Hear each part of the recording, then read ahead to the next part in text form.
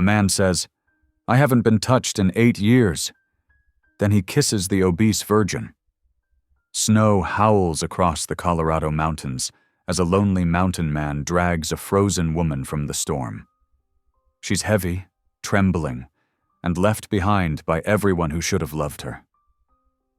Inside his tiny cabin, the fire crackles, but neither of them is ready for what will melt next. He's sworn off human touch since his wife died. She's been told her whole life she isn't worth saving. But when survival forces them under one roof, something sacred stirs between the silence and the snow. By morning, the world outside wants her gone, and powerful men in town are ready to crush her only chance at a future. He risks everything to protect her. But can two broken souls fight a world built on shame and greed? And when he finally reaches for her hand, after 8 long years of loneliness, will that single touch save them both, or destroy what little hope they've found? Drop a comment below and share which part of the world you're tuning in from today. If you enjoy stories like this, don't forget to subscribe for more. Dawn painted the Colorado mountains in pale January light as Archer Hark's axe bit into pine kindling. The rhythmic thunks echoed across the snow-draped valley, where his cabin nestled against the roaring fork's frozen banks. Steam rose from his breath in the bitter morning air, while he split wood with mechanical precision, each stroke practiced and sure. The cabin's stone chimney puffed steady smoke against the pearl-gray sky. 8 years of solitude had honed his morning routine to clockwork efficiency. Split wood, bank the fire, check trap lines. The simplicity suited him, kept his mind from wandering down darker paths. Archer paused, straightening his broad shoulders as he studied the heavy clouds building over the peaks. Storm coming. His weathered face creased with familiar lines as he gathered the split wood, stacking it precisely under the cabin's eaves. No sense letting good kindling get buried in what looked to be serious snow. Inside the cabin, he pulled on his heavy wool coat and strapped leather snowshoes to his boots. The familiar motions required no thought. 8 winters had burned them into muscle memory. His rifle came last, worn smooth where his gloved hands gripped it daily. The wind picked up as he moved into the timber, cutting through his layers despite their thickness. An elk would mean meat through the lean months ahead, but the gusting snow erased tracks almost as quickly as they formed. Still, he pressed on, knowing the elk would be moving to lower ground ahead of the storm. The wind howled fiercer with each passing hour, driving needles of ice against his frost-scarred cheeks. Archer pulled his scarf higher, squinting against the white fury. That's when he saw it. A dark shape half buried in a drift, nearly invisible in the swirling snow. His heart jumped as he approached. Not an elk? A woman? She lay, crumpled in the snow, skin bluish-white where it showed beneath her frozen clothes. A Bible, its leather cover worn smooth, was clutched in her stiff fingers. Archer knelt beside her, pressing bare fingers to her throat, holding his breath until he felt the faintest flutter of life. "Lord have mercy," he whispered, the words carried away by the wind. He hadn't touched another human being since Sarah died, but there was no choice now. Carefully, he worked his arms beneath the woman's shoulders and knees, lifting her against his chest. She was solid, not a slight thing, but desperation lent him strength as he settled her over his shoulder. The trek back was grueling. Each step sank thigh-deep in powder, the woman's dead weight throwing off his balance. Sweat froze beneath his clothes despite the bitter cold. But Archer kept moving, one foot after another, letting the cabin's chimney smoke guide him home through the whiteness. Inside, he laid her gently on the floor near the hearth. The fire had burned low. He stacked wood quickly, building it back to roaring life. His hands moved with urgent purpose as he heated stones in the flames, wrapped them in cloth, and tucked them around her frozen form. "Stay with me," he muttered, rubbing her hands between his own, trying to warm life back into blue-tinged fingers. Her skin was like ice, but he could still feel a pulse, thready, but present. He pulled off her frozen outer layers, replacing them with his own dry blankets. The afternoon stretched long as Archer tended both fire and patient. He warmed broth in his tin pot, carefully spooning small amounts between her lips. Most dribbled down her chin, but some went down. Enough, he prayed, to keep the spark of life burning. As he worked, memories ambushed him, Sarah's face twisted with fever, her hand going slack in his, as mountain sickness took her. The vow he'd made then, to never let himself care for another soul, to never risk that pain again. But here he was, breaking it with every touch as he fought to save this stranger's life. The blizzard raged outside, rattling the cabin's windows and howling down the chimney. Archer moved methodically, banking the fire, changing the warm stones, spooning more broth. He strung a rope across the room, hanging blankets for privacy. Proper behavior, even if she wasn't conscious to know it. Night crept in early, as it did this time of year. The woman stirred once, her cracked lips forming a word. "Samantha." Then she was still again, though her breathing seemed stronger. Archer settled into his chair by the hearth, removing his boots but keeping his rifle close, habit born of years alone in the wilderness. The storm's fury gradually spent itself, fading to occasional gusts that swept across the cabin's roof. In the quieter moments, Archer could hear the steady rhythm of her breathing mixing with the fire's soft crackle. He bowed his head.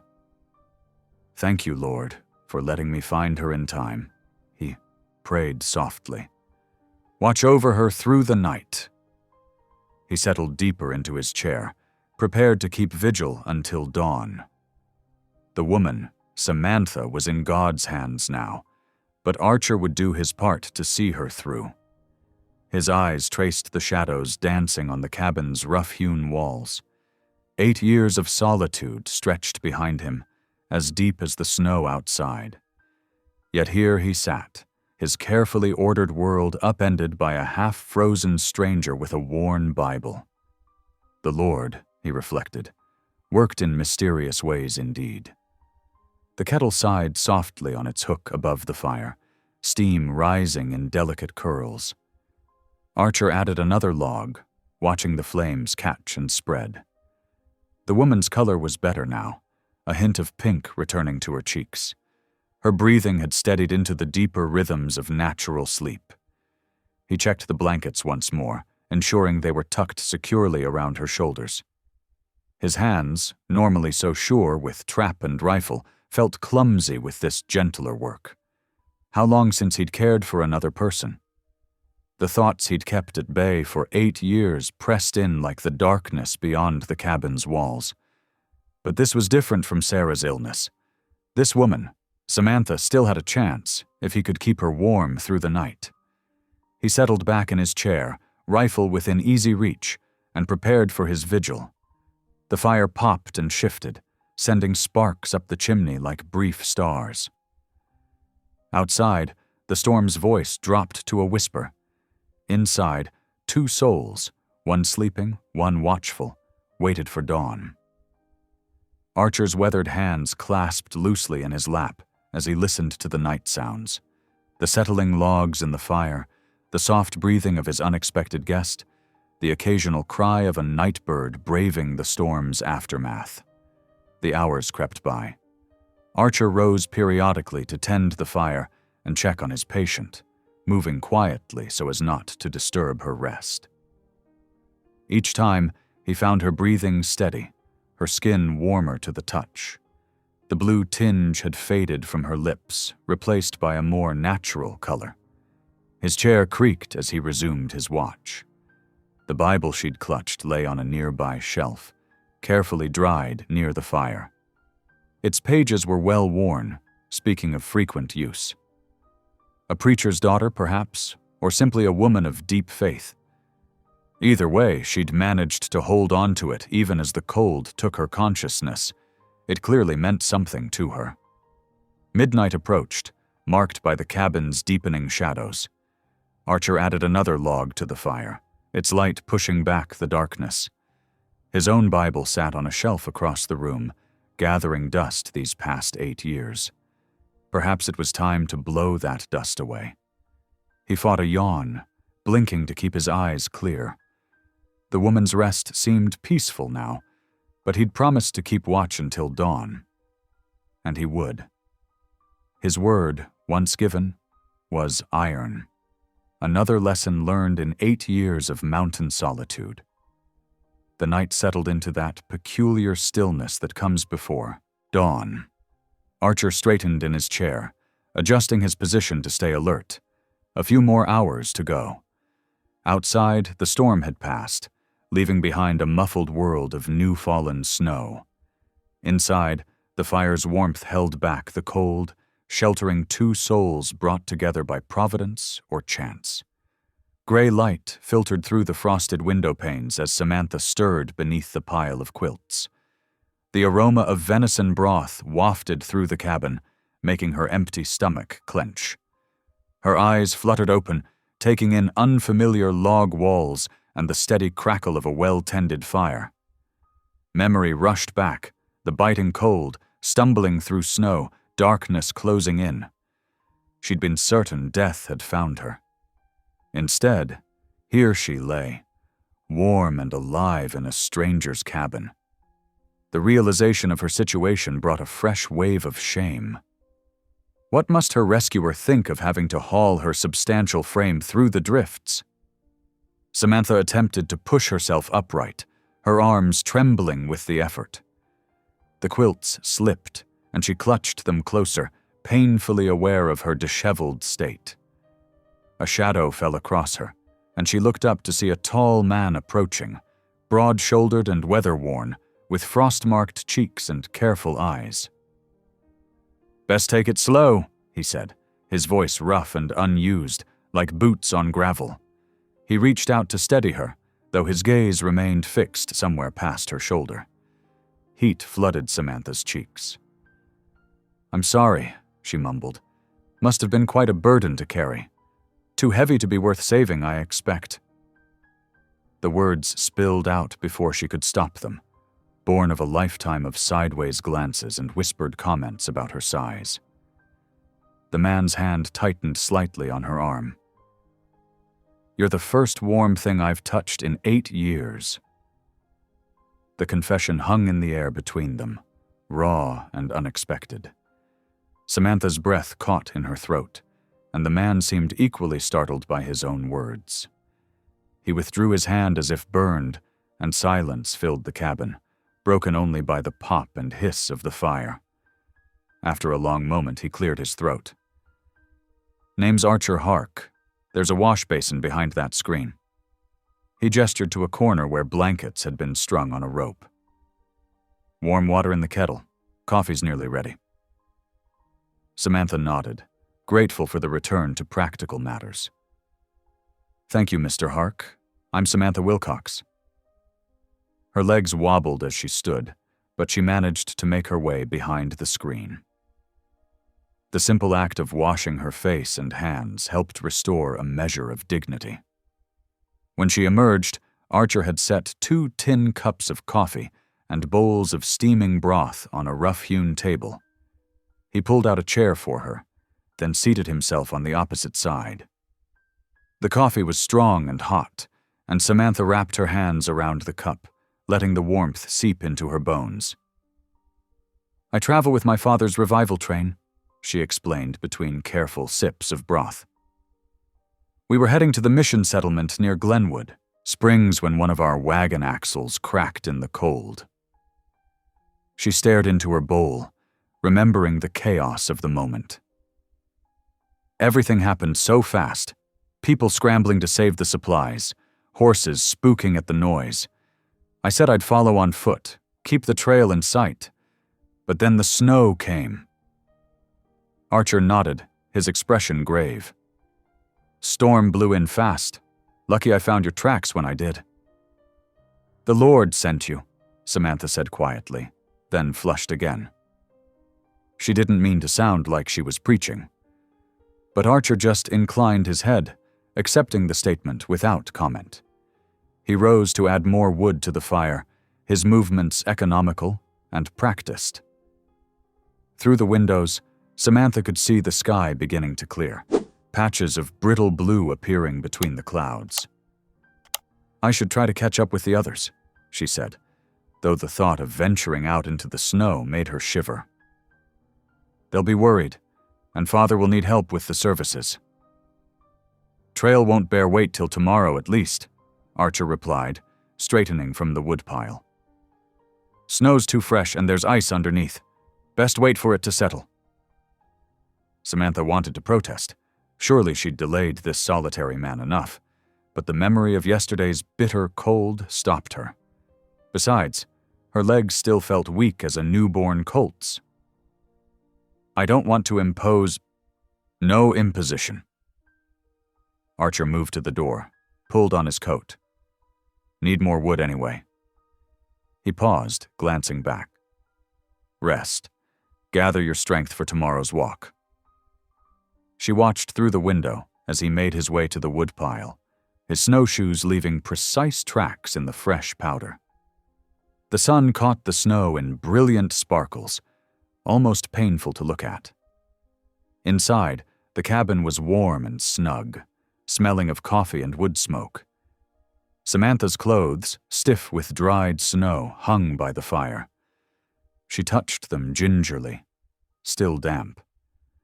Her fingers found a tear in the sleeve she hadn't noticed before.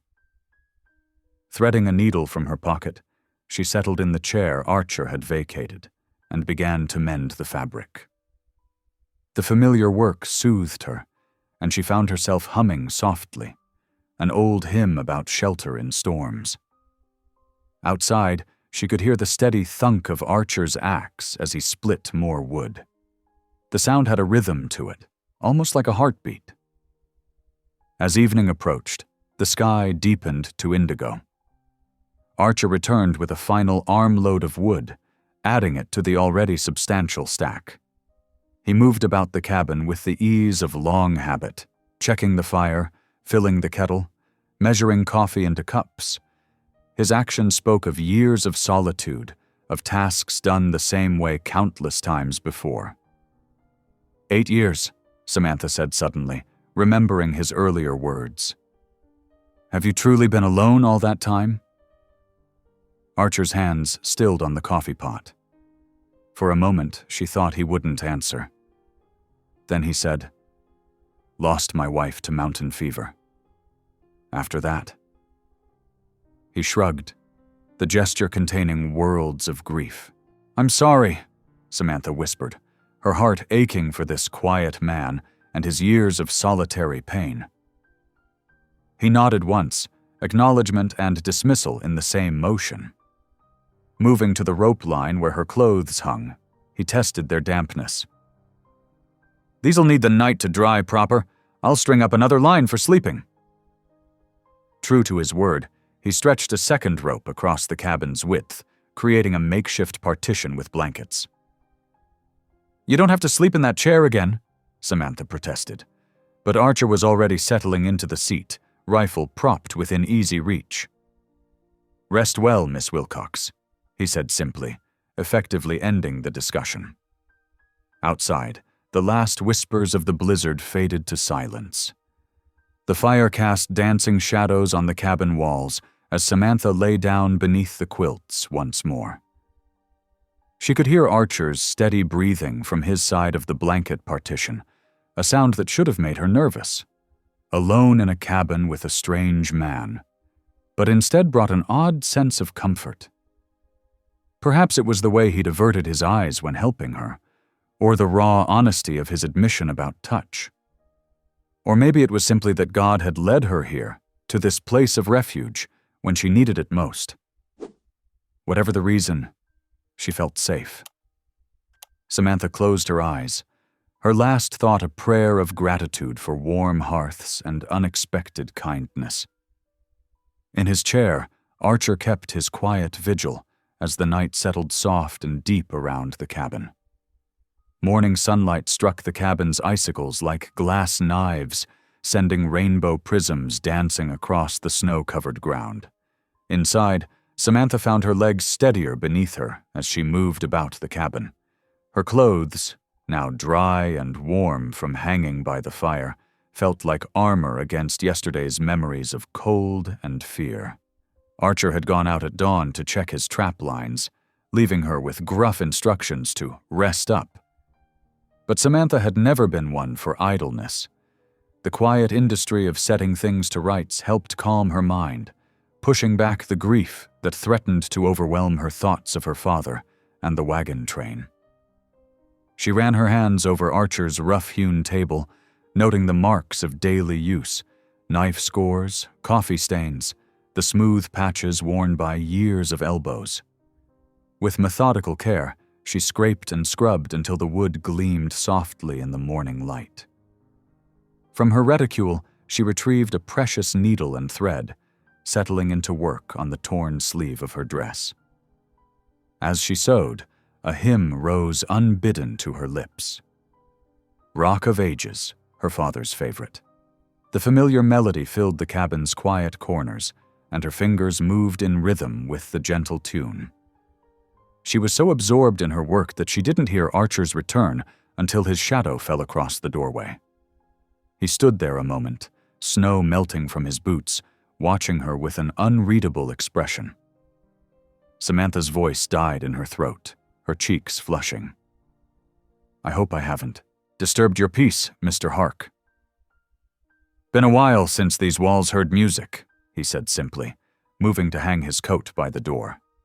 His eyes took in the cleaned table, and something in his stance softened slightly. "Much obliged for the tidying." Samantha gathered her courage, gesturing to the hearth where she'd been experimenting with his meager supplies. "I made ash cakes if you're hungry. They're not much, but smells good." He cut off her self-deprecation with quiet certainty, pulling out a chair and settling at the table. The simple domestic moment sparked an ache in Samantha's chest. How long had it been since anyone had appreciated her efforts? In the revival train, she'd grown used to sidelong glances and whispered comments about her size, about how much food such a large woman must consume. The memory brought words tumbling out before she could stop them. "I know what people think when they see me," she said, staring down at her hands. "Too big, too plain, taking up too much space in the world. Even in Father's congregation, there were always whispers, children pointing, ladies tisking behind their fans about how unseemly for a preacher's daughter to be so substantial." She swallowed hard. "I've tried fasting and prayer, but nothing changes." Archer was quiet for a long moment, considering her words as he broke an ash cake in half. When he spoke, his voice was matter-of-fact. "Seems to me that strength has its purposes. You've got good balance despite yesterday's ordeal. Steady hands for sewing and baking." He nodded toward the wood box. "Could use help stacking the kindling, if you're willing. Work that needs doing, and you're built to do it." His practical assessment, free of judgment or pity, loosened something tight in Samantha's chest. She nodded, grateful for the simple dignity of useful tasks. They fell into a rhythm through the morning, Archer splitting wood while Samantha stacked it, her movements growing more confident as she found her strength returning. The sun climbed higher, turning the snow to diamond sparkles.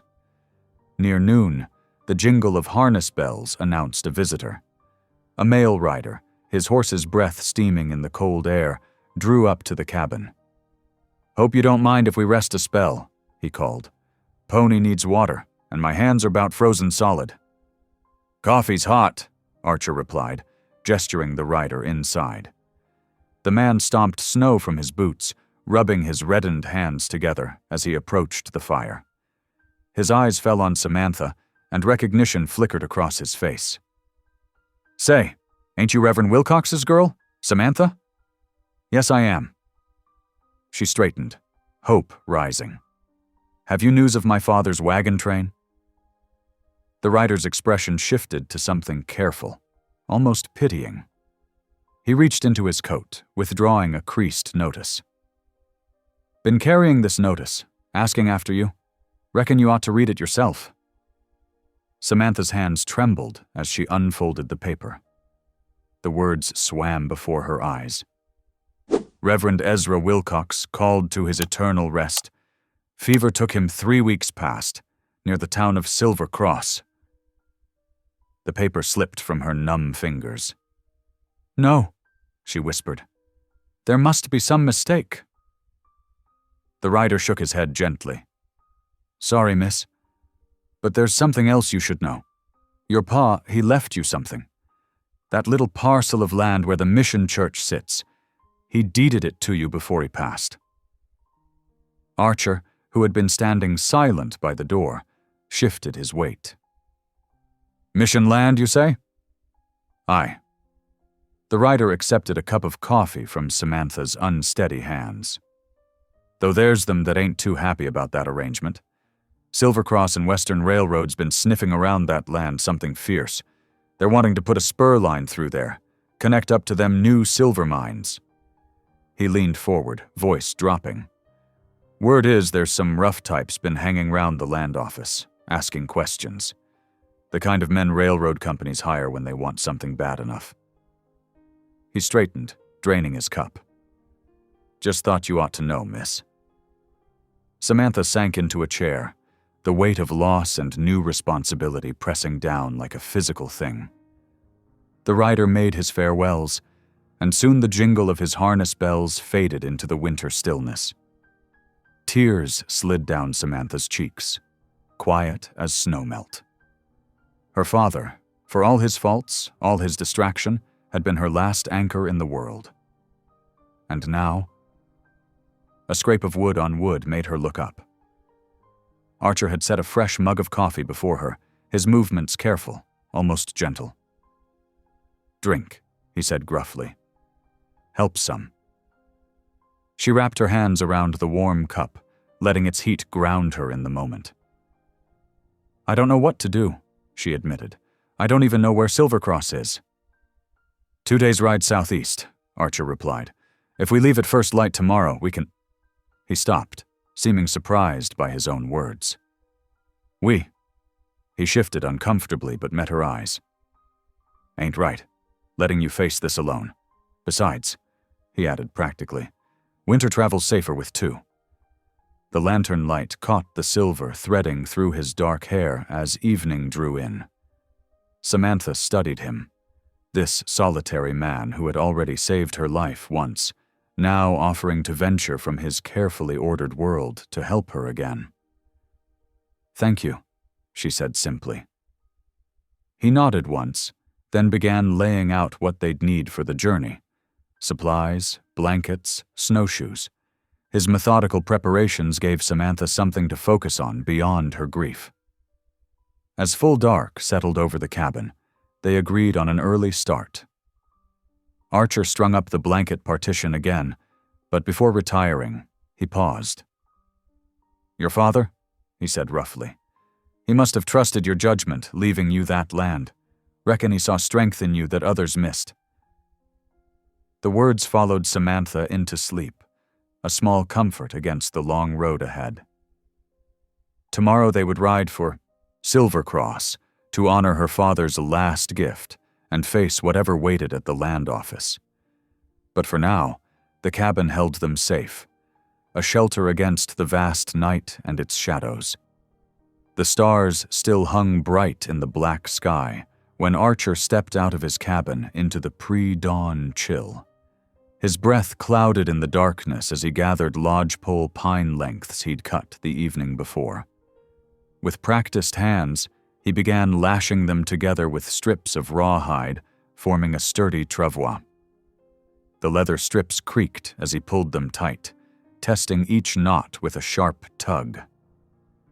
Inside the cabin, a lamp flickered to life. Through the window, he could see Samantha moving carefully about, packing their provisions into oilskin bundles. She'd insisted on helping despite her lingering weakness, and Archer had to admire her determination. He lined the finished travois with buffalo robes, creating a nest of warmth against the bitter morning. His mule Clover watched with patient eyes as Archer fitted the harness, adjusting the straps until they lay smooth across her broad shoulders. The old mule had served him well through many winters, steady on mountain trails where a horse might falter. "Miss Wilcox," he called softly through the door. "Time we were moving." Samantha emerged wrapped in his thickest blanket, her face pale but resolute in the pre-dawn light. Archer had heated stones in the dying fire, wrapping them in cloth. Now he tucked them around her feet as she settled into the travois. "I feel like such a burden," she murmured, but Archer shook his head. "Save your strength for town," he said simply. He checked her cocoon of blankets one final time, then strapped on his snowshoes.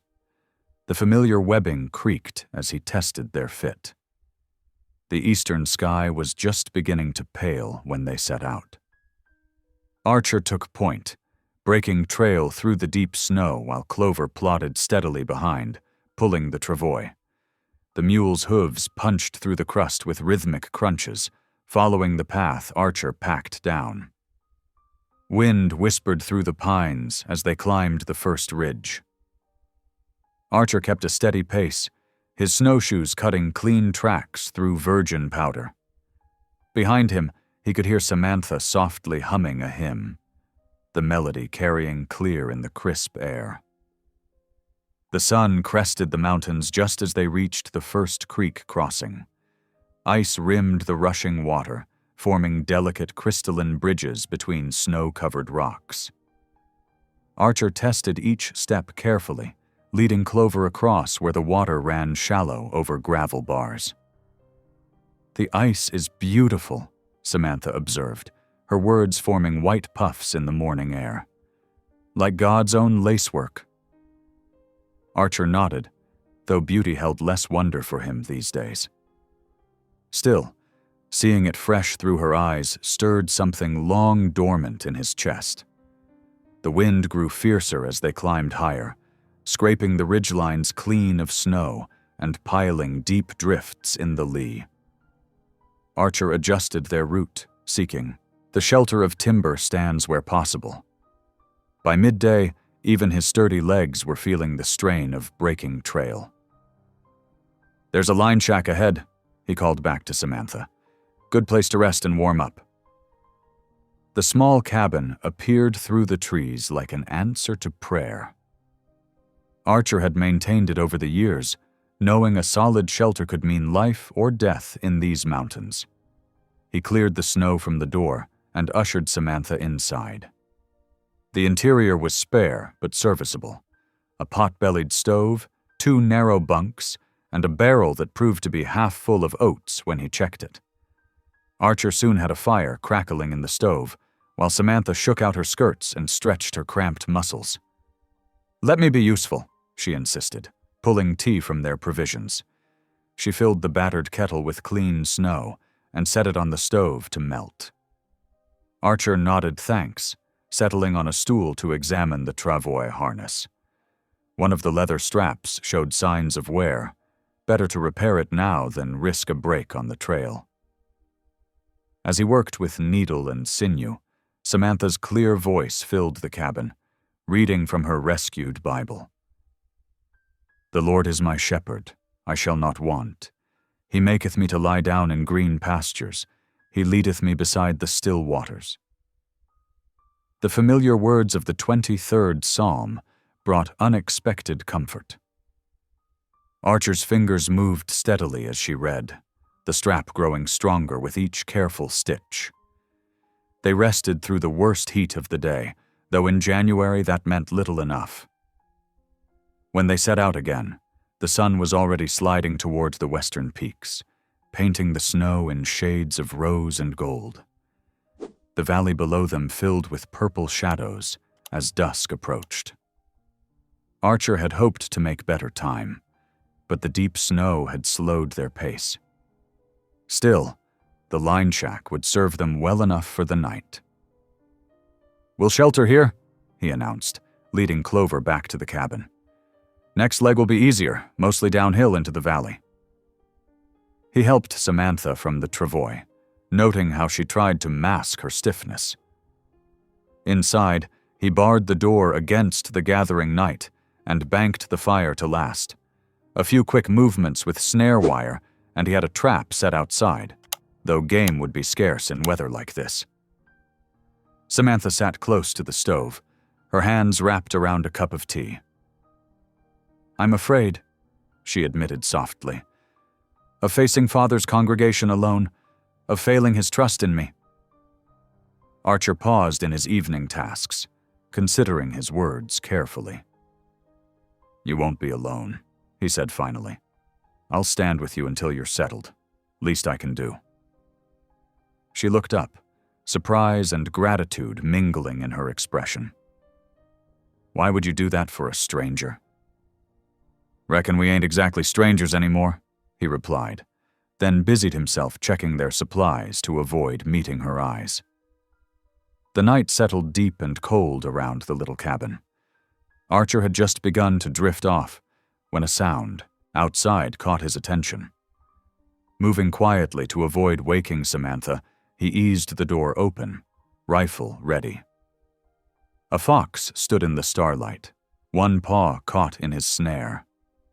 The creature's eyes gleamed with desperate intelligence as Archer approached.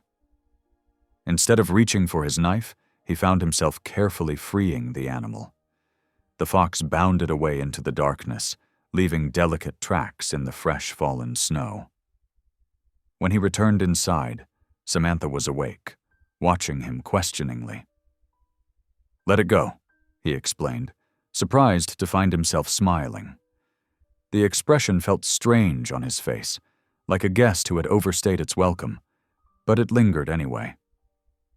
"We'll take watches," he said, settling back on his bunk.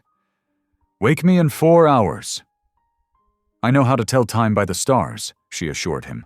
"Father taught me during our travels." Archer nodded, impressed despite himself. Most town-bred women wouldn't know such things. But then, Samantha had proved herself different in many ways. The night passed in peaceful alternation. When Archer took the dawn watch, he found Frost had painted delicate flowers across the window glass, each crystal catching the first hint of morning light.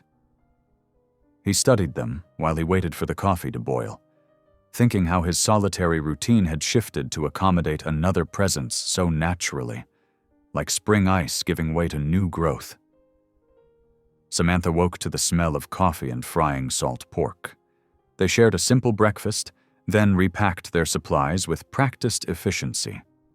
Before setting out, they bowed their heads together as Samantha offered a brief grace. "Lord, guide our steps and grant us strength for the journey," she prayed, "and thank you for sending help when I most needed it." Archer glanced at her sharply, but she was already moving to settle herself in the travois. He adjusted the harness on Clover one final time, then strapped on his snowshoes. The morning sun struck diamond sparks from the snow as they set out, heading downhill toward Silver Cross and whatever awaited them there. Archer broke trail as before, but now their passage felt less like flight and more like purpose. The wind had died down overnight, leaving the world hushed and expectant. Their breath frosted in the air as they began the descent, the only sound the steady crunch of snow beneath their passage. Archer kept his pace measured, alert for any sign of danger, but his heart felt lighter than it had in years. Behind him, Samantha began to hum again, a gentle hymn that seemed to blend with the morning light. Archer found himself walking in time to the melody, their journey becoming a kind of harmony against the vast silence of the winter mountains. The afternoon sun cast long shadows across Silver Cross as Archer and Samantha descended from the mountain trails. The rail town spread before them, hard-edged and angular against the snow, a stark contrast to the natural curves of the surrounding peaks. The water tower rose like a metal giant above the depot, its shadow stretching across the packed dirt of Main Street. The assay office's windows reflected the late sunlight, and a small church stood apart, its wooden bellpost leaning slightly as if bowed in prayer. Samantha shifted in the travois, pulling her shawl tighter as curious eyes turned their way. Women paused in their errands, and men stopped their work to stare at the unusual pair, a mountain man leading a travois carrying a large woman in travel-worn clothes. Archer felt the weight of their judgment and moved closer to the travois, his broad shoulders set against their scrutiny. "Don't mind them none," he murmured, though his jaw tightened at each lingering look. They made their way to the livery stable, where Archer carefully helped Samantha stand. Her legs were stiff from the journey, but she held herself straight, dignity intact despite the whispers that followed them. Inside the stable, hay dust danced in slanted sunbeams as Archer negotiated with the stableman. "3 beaver plues for 2 nights' board," Archer said, pulling the carefully wrapped furs from his pack. The stableman examined them with expert eyes before nodding his agreement. "Much obliged," Archer said, leading Clover to a clean stall. He took extra care settling the mule, knowing they'd need her strength for the return journey. The church beckoned across the street, its weathered boards glowing golden in the late afternoon light. Archer steadied Samantha with a careful hand at her elbow as they crossed the rutted street.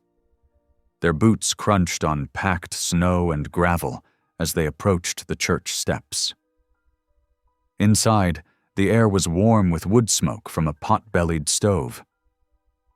Pastor Lydia Boone looked up from her desk, her gentle face framed by wisps of brown hair escaped from her simple bun. She rose immediately, concern crossing her features as she took in Samantha's exhausted state. "Please come sit by the stove," she urged, pulling forward a sturdy chair. "I'll put on tea directly." While the kettle heated, Pastor Lydia confirmed what they already knew, her voice soft with sympathy. "Yes, Reverend Wilcox passed 3 weeks ago. The fever took him quickly, but he spoke of you often in his last days, Miss Samantha." Samantha's hands trembled slightly as she accepted the steaming cup. Did he suffer much?" "No," Pastor Lydia assured her. "He was at peace, knowing he'd provided for you through the deed." She glanced at the window, where the last rays of sun struck the glass. "You'll want to visit the land office before they close. Orville Blaine handles all the deeds. He'll know what needs doing." The land office occupied a narrow brick building near the depot. Inside, coal oil lamps already glowed against the gathering dusk. Orville Blaine proved to be a nervous young man with ink-stained fingers who jumped slightly when they entered. He adjusted his spectacles repeatedly as he reviewed Reverend Wilcox's letter. Yes, everything appears to be in order," he said, shuffling through the papers. "The letter clearly names Miss Wilcox as heir to the Mission Church property." He glanced up, then quickly away from Samantha's hopeful face. "We'll need to verify against the original filing in the archive vault, of course. If you could return tomorrow morning, say 10 o'clock, we'll make the formal acknowledgement then." Outside the land office, Archer noticed a well-dressed man watching them from the shadows of the depot. His fur-collared coat marked him as someone of importance, and his keen eyes missed nothing.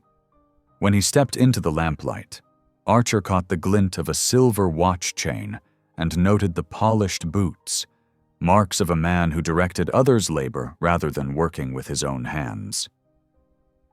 Elias Kincannon, Pastor Lydia whispered, appearing beside them.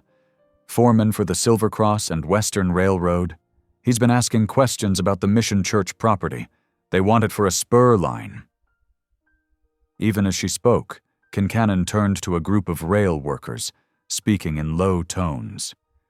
Though they couldn't hear his words, the men's sudden laughter and sidelong glances told their own story.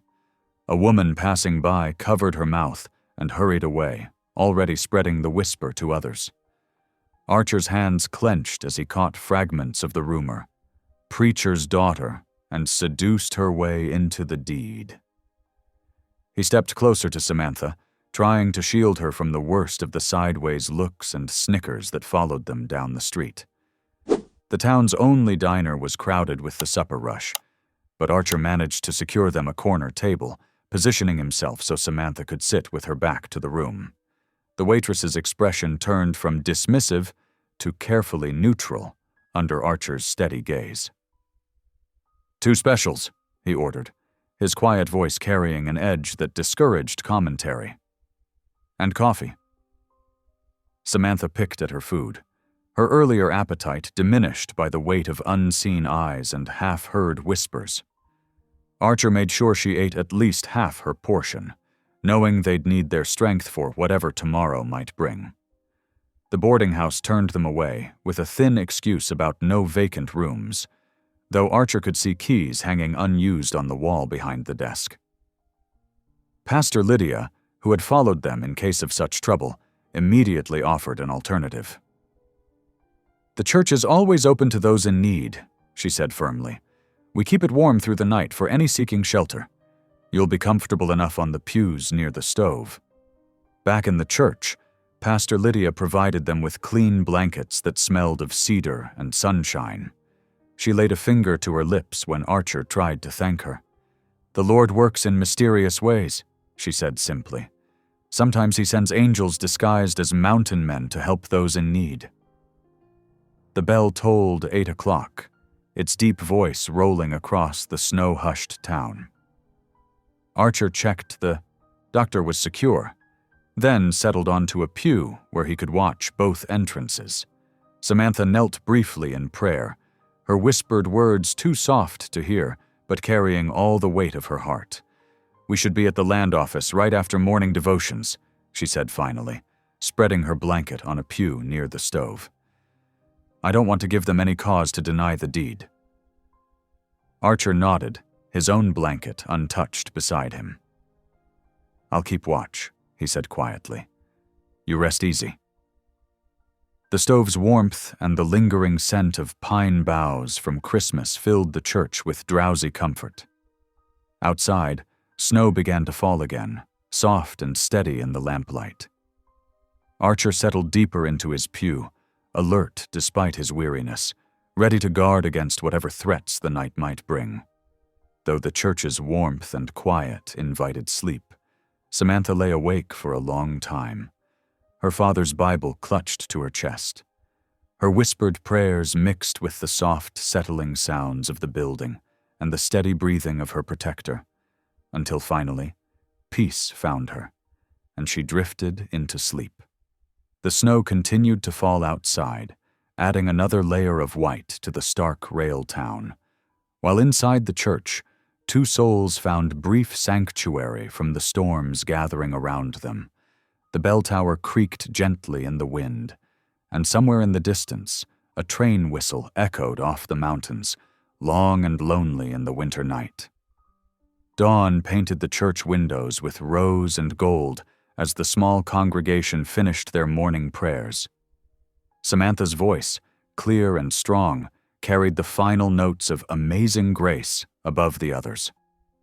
Pastor Lydia's benediction settled over them like a warm blanket, and soon the worshippers filed out into the crisp morning air. Archer and Samantha made their way to the land office, their boots crunching on fresh snow. The sun had barely cleared the eastern ridge when they arrived, finding Orville Blaine already at his desk, inkwell uncapped and ready. "Good morning, Miss Wilcox," the clerk said, shuffling through a stack of papers. "I have the preliminary affidavits prepared for your signature." He spread several documents across the scarred wooden surface, each marked with a small red X where she needed to sign. Archer stood respectfully to one side, his hat held in weathered hands, watching as Samantha carefully read each page before signing. The morning light streaming through the office's front window caught dust motes dancing in the air, and somewhere outside, a train whistle echoed off the mountains. The quiet was shattered by the sudden bang of the door flying open. Elias Kincannon strode in, flanked by two burly men whose rough hands and hard eyes marked them as hired muscle rather than railroad officials. The foreman's polished boots gleamed as he approached the clerk's desk, deliberately ignoring Samantha. "Blaine," Kincannon's voice dripped with false courtesy, "I trust you can expedite a sale agreement for the Mission property. The railroad has pressing development needs." Orville Blaine's throat worked nervously as he glanced between Kincannon and Samantha. "Sir, as you can see, we're currently processing Miss Wilcox's inheritance claim." "That supposed claim," Kincannon cut in, "rests on rather questionable grounds." His eyes finally slid to Samantha, cold with disdain. "We can't have valuable property tied up by a fraud in skirts." The words hung in the air like frost. Samantha's hands trembled slightly where they rested on the affidavits, but she lifted her chin and met Kincannon's gaze steadily. Archer stepped forward, his movement smooth and unhurried. His voice, when it came, was as calm as a mountain lake, but carried steel beneath its surface. "The land is church-purposed, Mr. Kincannon, and promised to Miss Wilcox by lawful bequest from her father. If you've got questions about that, I reckon the courts would be mighty interested in hearing how the railroad's been pressing folks to sell." He paused, then added with quiet intensity, "You're looking at the bravest woman in the Rockies. I suggest you think careful about your next move." The room went still. Even the dust motes seemed to freeze in the shaft of sunlight. Kincannon's men shifted uneasily, their hands twitching toward hidden weapons, but their boss held up a staying hand. He recognized the look in Archer's eyes, the unwavering gaze of a man who had faced down winter storms and grizzly bears and come out standing. "Perhaps," Kincannon said finally, his tone precise and brittle, "we should let the law sort this out." He turned on his heel, coat swishing, and stalked out. His men followed, though one cast a lingering glare over his shoulder. Samantha released a breath she hadn't known she was holding. The shame that had weighted her shoulders for so long began to lift, replaced by something new and tremulous, pride, and perhaps a touch of wonder at Archer's words. They finished the paperwork in silence, with only the scratch of pen on paper and the ticking of the wall clock to mark time's passage. Outside, the morning sun had climbed higher, casting brilliant sparkles off the fresh snow. As they stepped onto the wooden sidewalk, Samantha turned to Archer, her eyes bright with unshed tears. "Thank you," she whispered. "No one's ever... what you said in there." Archer looked down at her, his weathered face softening. Something shifted in his expression, a melting of old ice, a warming of long frozen earth. Slowly, giving her time to step away if she chose, he bent down and pressed his lips to hers. The kiss was gentle as newly fallen snow, reverent as a prayer. His hands stayed at his sides, making no move to grasp or claim. This was not possession, but protection, a promise as solid as the mountains themselves. When he drew back, a faint flush colored his cheeks above his beard. Samantha touched her fingers to her lips, wonder replacing surprise in her eyes. For a precious hour, the world seemed to hold its breath, and peace felt not just possible, but present. They made their way to May's Diner, where the widow greeted them with a knowing smile and steaming bowls of lamb stew. The rich aroma filled the small space, mixing with fresh-baked bread and coffee. Heard what happened at the land office, May said, topping off their coffee cups. About time somebody stood up to that railroad bunch. She cast an approving look at Archer before bustling back to her kitchen. The stew was hearty, thick with vegetables and tender meat. They ate in comfortable silence, sharing occasional glances that held more meaning than words could express. Afterward, they visited the general store, where Archer helped Samantha select candles and writing paper. His hand brushed hers as he passed her the packages, and neither pulled away. The boarding house keeper who had turned them away the previous night now welcomed them with exaggerated courtesy, offering Samantha a tiny but clean room on the second floor. Archer paid for a week in advance, using trade tokens that spoke of long months in the high country. As the sun began its descent toward the western peaks, they took a walk past the land office.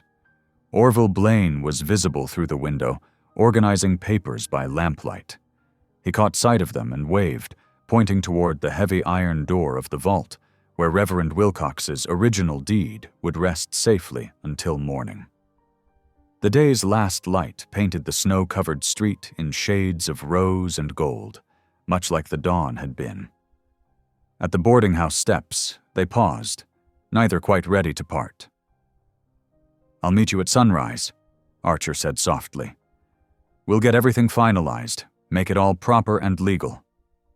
Samantha nodded, her hand resting lightly on the stair rail. "I never thought," she began, then stopped, smiling. "Thank you, Archer, for everything." He touched the brim of his hat, a gesture somehow both formal and tender. "Rest well, Miss Samantha." She climbed the stairs slowly, pausing at the top to look back. Archer stood watching until she disappeared into her room, then turned toward his own lodgings, his boots leaving clear prints in the fresh snow. The evening star was just becoming visible in the darkening sky, bright as hope and twice as steady. Near midnight, the quiet streets of Silver Cross erupted with panicked shouts. Archer bolted upright in his boarding house bed, already reaching for his boots. The commotion grew louder, voices raising the alarm, feet pounding on wooden sidewalks. Through his frost-rimmed window, an orange glow painted the night sky. He yanked on his coat and thundered down the stairs, bursting onto the street. The sight stopped him cold for half a heartbeat. Flames were already licking at the eaves of the land office, hungry tongues of fire reaching toward the star-strewn sky. The wooden building crackled ominously, smoke billowing from broken windows. "Form a line," someone shouted. "Get those buckets moving!" Archer rushed to join the growing chain of townspeople passing buckets from the horse trough. The night air bit at exposed skin, turning spilled water to ice on coat sleeves and boots. The bucket line stretched, people shoulder to shoulder, working with the desperate efficiency of those who knew how quickly fire could devour a frontier town. As Archer passed a heavy bucket forward, something, or someone, slammed into him from behind. He stumbled, arms windmilling as his boots lost purchase on the icy ground. A lantern crashed near his feet, oil spreading in a gleaming pool that reflected the flames above. The glass shattered, and for one terrible moment, Archer could have sworn he saw a familiar face grinning in the shadows before melting away. "Hold there," a commanding voice cut through the chaos. Marshal Eben Cawley strode through the crowd, his badge catching the firelight. The lawman's experienced eyes took in the scene, noting Archer's position, the broken lantern, the spreading flames. Elias Kincannon materialized from the smoke like a well-dressed demon, his fur collar dusted with ash. He jabbed an accusing finger at Archer. "Marshal, I caught him with fire, trying to finish what he started."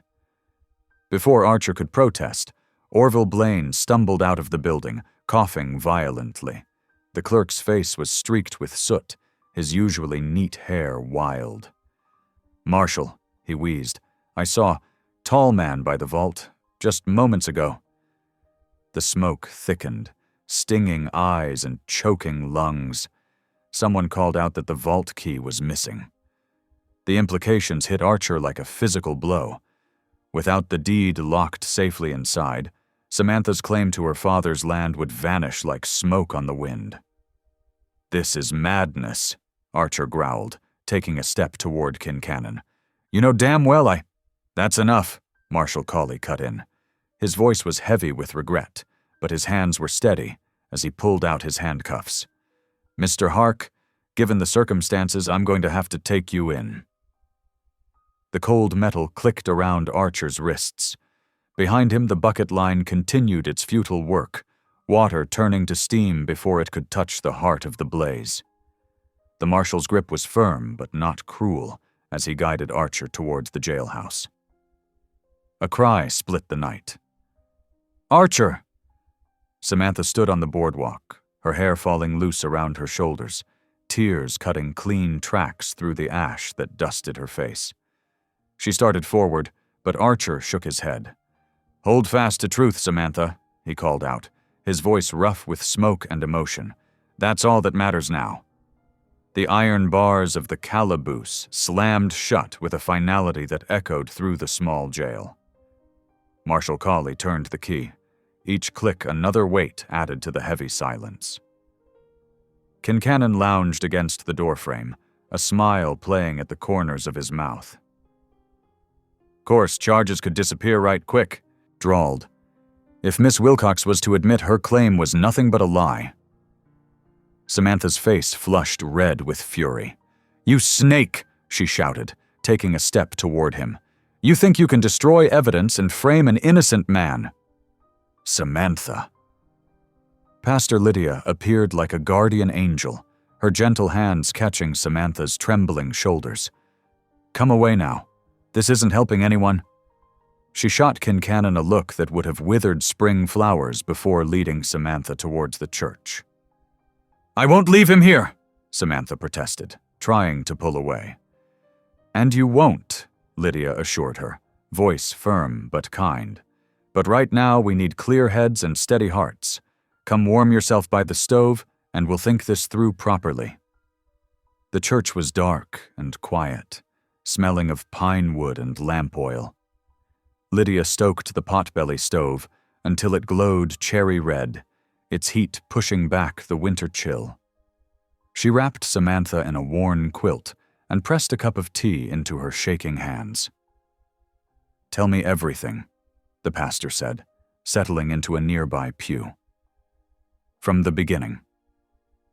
So Samantha did, her voice growing stronger as she spoke of finding shelter with Archer, of her father's bequest, of Kincannon's threats, and Archer's unwavering support.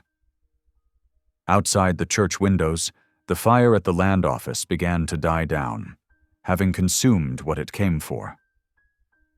"The deed was the only proof," Samantha whispered, staring into her cooling tea. Without it, we still have truth on our side," Lydia reminded her. "And truth has a way of coming to light, especially when good people stand together." The hours crept toward dawn. Samantha moved to the church window, watching as the last flames subsided to sullen embers. The land office was a blackened skeleton against the lightening sky, smoke still rising like incense toward heaven. She pressed her forehead against the cold glass, her breath fogging the pain. "I won't let them win," she murmured, half prayer and half promise. "Father trusted me with this land, and Archer trusted me with his heart. I won't let either of them down." Pastor Lydia's hand came to rest on her shoulder. "The jail opens at first light," she said softly. "Try to rest a little before then. You'll need your strength." But Samantha shook her head, her eyes never leaving the jail where Archer waited in darkness. She would keep vigil until sunrise, planning her next move, holding fast to truth just as he had told her to do. The night's chill settled around her like a familiar weight, but for once, she didn't feel its burden. Instead, she felt the warmth of purpose, of righteous anger, of love worth fighting for. The stars began to fade one by one, and still she watched and waited. Somewhere in the distance, a rooster crowed, greeting the first hint of dawn with defiant hope. Morning was coming, bringing with it whatever justice they could wrest from this dark night's work. Through the window, she could see the ruins of the land, office beginning to glow in the pre-dawn light, a stark reminder of all that had been lost. But as she squared her shoulders and began to pray, Samantha knew that not everything that mattered had been in that vault. Some things, like truth, like faith, like love, burned brighter than any fire and left marks that no amount of darkness could erase. The church bell tolled 5 times, each ring clear and pure in the morning air. 1 hour until the jail would open. 1 hour until she could see Archer again. 1 hour to gather her courage and face whatever the new day would bring. The first rays of sunlight painted the jail's barred windows in strips of pale gold. Samantha stood outside, her hands wrapped around a steaming tin cup of coffee. The morning air bit through her shawl, but she barely noticed the cold. Her eyes were fixed on the heavy wooden door, waiting for Marshal Cawley to arrive with his ring of iron keys. Right on time, the marshal's boots crunched through the frost-covered dirt. He nodded to Samantha, his weathered face showing a hint of sympathy beneath his professional mask.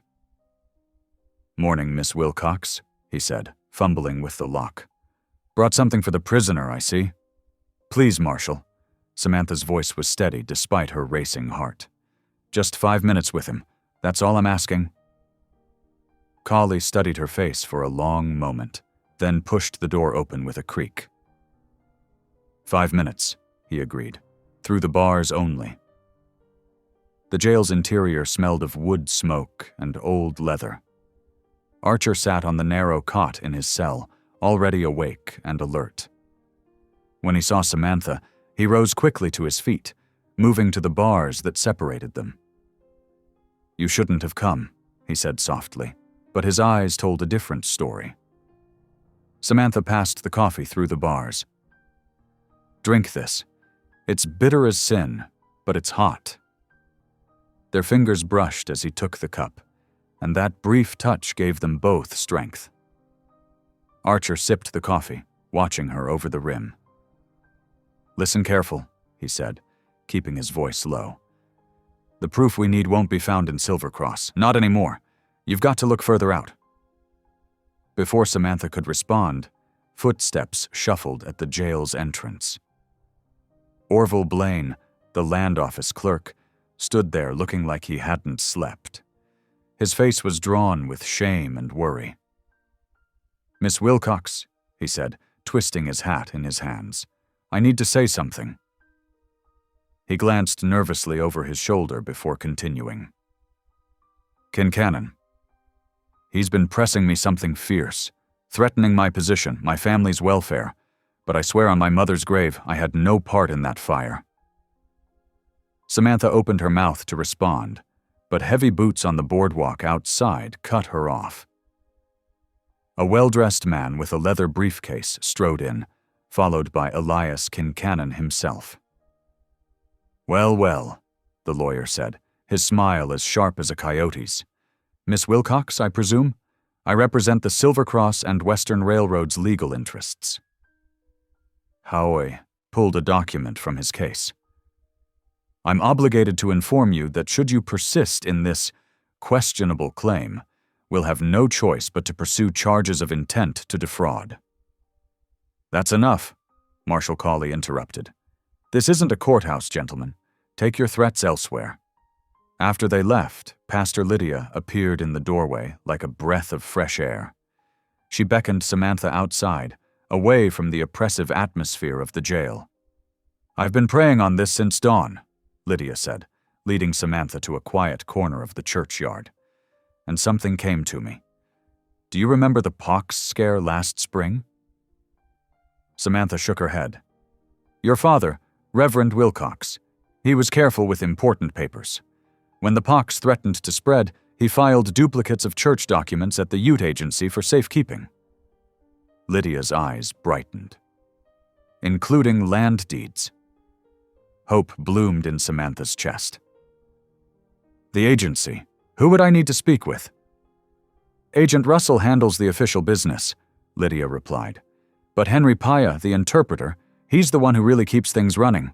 Good man, honest as daylight." Samantha's mind was already racing ahead, plotting the journey. "I'll need transportation." "Already handled," Lydia smiled. "May Cranston's offered her mule and sleigh. Says it's the least she can do for a woman fighting the railroad's greed." Within the hour, Samantha had gathered supplies: bread, jerky, extra blankets. Her hands trembled slightly as she wrote a note to Archer. "Found hope of proof at the agency. Will return with what we need. Hold fast to faith. S." She folded the paper carefully and handed it to Marshal Cawley. "Please give this to him?" The marshal nodded, tucking the note into his vest pocket. "Ride careful, Miss Wilcox. Weather's turning." Before setting out, Samantha stopped at May's diner. The widow wrapped hot bricks in flannel and tucked them into the sleigh, along with a packet of fresh oatcakes. "These railroad men," May said, her voice hard with anger. "They think they can buy or burn anything that stands in their way. Show them different, girl." The mule was steady and strong, but not fast. Samantha settled into the sleigh, checked her supplies one last time, and took up the reins. Fresh snow was beginning to fall, soft flakes catching in her hair and eyelashes. As she passed the blackened skeleton of the land office, Samantha's throat tightened. She looked up at the gray sky and spoke aloud, her voice carrying on the winter air. "Lord, make straight a slow woman's path."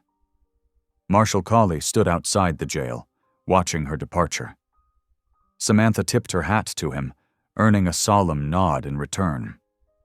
The mule's hooves crunched through the fresh snow as they headed out of town, leaving Silvercross behind before dusk could settle in. The road to the agency stretched ahead, winding through pine-dark forests and open meadows. Snow continued to fall, erasing her tracks almost as soon as they were made. But Samantha didn't look back. Her heart was set on the path ahead, on the proof that waited at the end of this journey, on the man who believed in her enough to risk everything. The sleigh runners cut clean tracks through the deepening snow, and the mule's breath came out in steamy clouds. Samantha pulled her shawl tighter and thought of Archer in his cell, holding on to hope. She would not fail him. She would not fail herself. The last buildings of Silvercross disappeared behind a curtain of snowfall, leaving Samantha alone with her prayers, her purpose, and the steady rhythm of the mule's gait carrying her toward whatever justice tomorrow might bring. The eastern road stretched before Samantha like a ribbon of iron, its ruts frozen hard as glass in the winter chill. The mule's hooves clattered against the frozen ground, each step echoing in the crisp morning air. She kept the animal at a steady plod, knowing that haste would only lead to trouble on such treacherous terrain. The sleigh runners creaked beneath her as they moved forward, the sound mixing with the jingle of harness bells and the mule's rhythmic breathing. Samantha pulled her woolen shawl tighter, grateful for the hot bricks May had given her. They still held some warmth, wrapped in their flannel cocoons at her feet. By mid-afternoon, she noticed the mule's gait beginning to falter. The animal's ears flicked back more frequently, and its breath came in harder puffs of steam. Samantha drew the sleigh to a halt in a small clearing sheltered by towering pines. She couldn't risk the mule foundering, not with so many miles still ahead. "Rest a spell, friend," she murmured, climbing down to check the animal's legs. The mule's muscles trembled beneath her touch, but there was no dangerous heat in the joints, just honest fatigue from honest work. While the mule recovered, Samantha stood in the clearing's center, her breath visible in the cold air. Fear crept along her spine, fear for Archer in his cell, fear of failure, fear of the long road ahead. She closed her eyes and began to sing, her clear voice rising above the winter stillness. Amazing grace, how sweet the sound that saved a wretch like me. The familiar hymn steadied her heart. By the final verse, she felt courage returning, warming her from within like a banked fire. The mule's ears had perked up at her singing, and its breathing had settled into a calmer rhythm. "Time to move on," she told the animal, taking up the reins once more. The sun was already sliding toward the western peaks, and she needed to find shelter before full dark. Just as the day's light began to fade, Samantha spotted the Whitlow Ranch ahead, a sturdy collection of buildings with smoke rising from the main house's chimney. She guided the sleigh into the yard, where a stern-faced woman in a flour-dusted apron stood watching from the porch. "Evening," the woman called. "I'm Sarah Whitlow. What brings you out in this weather?"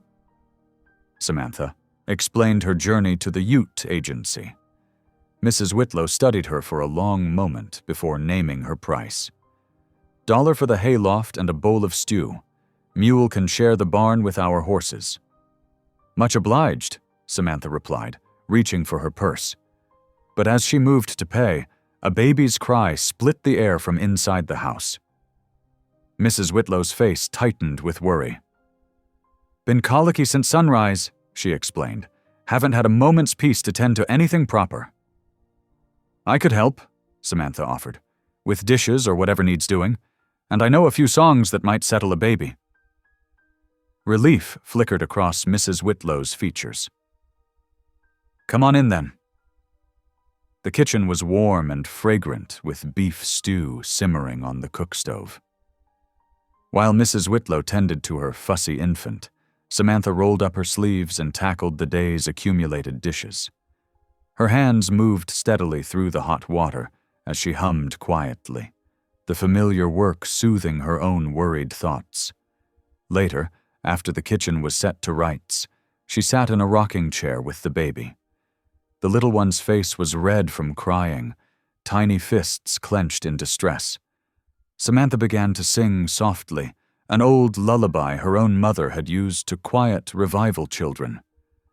"All through the night, safe may you sleep, guardian angels God will send thee." Her voice, low and sweet, filled the room like honey. The baby's cries gradually softened to whimpers, then to peaceful breathing as sleep finally claimed the tired infant. Mrs. Whitlow's gratitude manifested in an unexpected way. She sat at her desk and wrote out a sealed letter explaining, "For your travels. Times being what they are, a woman alone needs proper vouching. This says you're known to us and traveling with honest purpose." Samantha tucked the letter carefully into her reticule, touched by the gesture. That night in the hayloft, wrapped in borrowed quilts, she slept better than she had since leaving Archer's cabin. Well before dawn, Samantha was back on the road. The mule, refreshed by a night in a proper barn, stepped out willingly despite the early hour. The morning sky showed signs of changing weather, heavy clouds building to the north, wind starting to pick up. By mid-morning, that wind had grown fierce enough to sting her eyes with ice crystals. Worse, it had built a massive snowdrift across the pass ahead, blocking their path completely. Samantha climbed down from the sleigh, her boots crunching in the frozen snow. "No help for it," she muttered, reaching for the shovel she'd brought along. The work was brutal. Dig, lift, toss, stamp down, repeat. Her back ached and her hands grew numb despite her mittens, but she persisted. Nearly an hour passed before she'd cleared enough of a path for the sleigh to manage. The sun had reached its peak when Samantha noticed the wolf. It loped along parallel to the sleigh, just inside the tree line, a gray shadow keeping pace with deadly grace. Her heart hammered against her ribs, but she forced herself to think clearly. The mule had seen it too. She could feel the animal's tension through the reins.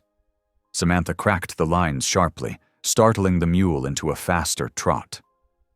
At the same time, she began to sing at the top of her lungs. Not hymns this time, but rousing revival songs that echoed off the surrounding hills. The combination of noise and movement seemed to unsettle the wolf. It fell behind, then melted back into the forest, leaving them to travel in peace. The afternoon light was already fading to iron gray when Samantha finally spotted what she'd been searching for. The agency flagpole in the distance, its colors barely visible against the threatening sky. Relief flooded through her tired body as she guided the mule toward the cluster of buildings that made up the Ute agency. The cookhouse was her first stop. The woman in charge took one look at Samantha's half-frozen state and gestured her toward the pot-bellied stove. "Warm yourself first, then we'll talk business." Samantha held her hands over the glowing heat, feeling life seep back into her stiff fingers. Once she could write properly again, she signed the visitor's book with careful strokes. Samantha Wilcox, seeking Agent Russell on church business. "Agent's not here," the clerk informed her, adjusting his spectacles. "Gone to Fort Price for 2 days of meetings." He must have seen the dismay on her face, because he added kindly, "Best wait for his return. Weather's turning bad anyway." But Samantha couldn't bear the thought of 2 days' delay while Archer sat in jail. "Is Henry Pia here? The interpreter?" "Could be," the clerk said. "He keeps his own hours. Guest barracks are open if you need a place for the night. 2 bits for a bunk, includes breakfast." Samantha paid for her lodging, then stepped back out into the gathering dusk. The agency buildings huddled together against the darkening sky, oil lamps beginning to glow in windows. Somewhere in one of them, she hoped, was the man who might help save everything she held dear. She would find Henry Pia first, then settle in for the night. The mule was safely stabled, her belongings stowed in the barracks, and her purpose clear. Tomorrow would bring its own challenges, but for now, she had made it to the agency. Small victories, one step at a time, would have to be enough. The wind picked up again, carrying the promise of snow. Samantha pulled her shawl close and headed towards the interpreter's office, each step bringing her closer to the proof she desperately needed. Behind her, the cookhouse windows glowed with welcoming light, promising warmth when her evening's work was done. The pale light of dawn found Samantha already awake, straightening her clothes and preparing to face another crucial day. She stepped out of the guest barracks into the crisp morning air, her breath forming clouds in the cold. The agency compound was beginning to stir, with smoke rising from various chimneys, and the sounds of morning chores drifting across the yard. She spotted a man working near one of the outbuildings, bent over what appeared to be a damaged sled. As she approached, she could see him carefully planing a replacement runner, his movements precise and methodical. This must be Henry Pia, the interpreter she'd been seeking. "Mr. Pia?" she called softly, not wanting to startle him at his work. He looked up, his dark eyes studying her with quiet intelligence. "Yes?" "I'm Samantha Wilcox. I'm seeking help with some mission documents, but first, do you know Archer Hark?" The change in Henry's expression was immediate and striking. The formal reserve melted away, replaced by warmth and recognition. "Archer Hark," he repeated, setting down his tools. "Yes, I know him well. He is a good man." "Would you tell me how you know him?" Samantha asked, sensing there was a story behind his reaction. Henry nodded, gesturing for her to sit on a nearby crate while he continued his work on the runner. "It was during the Great Spring Flood several years ago. My younger brother, Joseph, was caught on the wrong side of the river when the waters rose. Archer found him clinging to a cottonwood tree, half drowned. He swam out with a rope and brought Joseph to safety." His hand stilled on the wood. "We never forgot that debt." Samantha's heart clenched at this new glimpse of Archer's character. "Mr. Pia, Archer needs help now. He's been falsely accused of arson and sits in the Silver Cross jail." She explained everything: her father's death, the inherited church land, the railroad's pressure, and finally the destruction of the land office and the original deed. Henry listened intently, his skilled hands never ceasing their work on the sled runner. When she finished, he stood, brushing wood shavings from his clothes. "Come with me," he said. "I remember those mission papers. We kept copies here after the pox outbreak. Federal rule required it." He led her to a small shed near the main office, its walls lined with shelves of leather-bound books and document boxes. The morning light filtered through a single window, catching dust motes in its beam as Henry began his methodical search. "The churches and missions filed their important papers with us," he explained, pulling down a heavy ledger. "Your father would have known this. Many preachers did." His fingers traced down columns of neat script, page after page. Samantha waited, hardly daring to breathe, as Henry continued his careful search. Finally, he paused, tapping one entry with his finger. "Here, Reverend Ezra Wilcox, filing of deed for church uses and public charity." He reached for another shelf, selecting a thick folder of documents. Minutes stretched as Henry sifted through the papers. Then, with careful hands, he extracted several sheets. "The certified copy," he said simply, holding them out to Samantha. Her hands trembled as she took the papers. There it was. Her father's familiar signature, the official stamps, every detail preserved exactly as it should be. Tears blurred her vision. "This will help," Henry said gently, "but Marshal Cawley will need more. I will write a sworn statement about these records, and then I will ride back with you to testify in person." "You would do that?" Samantha asked, touched by his willingness to help. Henry's smile was gentle. "A debt is a debt, and Archer Hark is owed more than this small service. Let me speak with the clerk for the official seal." While Henry drafted his statement, Samantha sat at a rough wooden table, reading through her father's words. The deed was exactly as she remembered. The land designated for church uses and public charity. Her name clearly stated as heir and trustee. The agency clerk arrived, important in his starched collar despite the early hour. He reviewed Henry's statement, nodded approval, and with great ceremony, affixed the official seal. The heavy brass stamp made a satisfying thunk against the paper. "We should rest your mule until noon," Henry said as they stepped back outside. "The return journey will be hard enough without pushing too fast at the start." They shared a simple meal in the cookhouse, fresh fry bread and dried peaches that Henry produced from his own provisions. Samantha found herself growing increasingly grateful for his quiet competence and dignity. "Tell me about the mission land," Henry asked as they ate. "What do you hope to do with it?"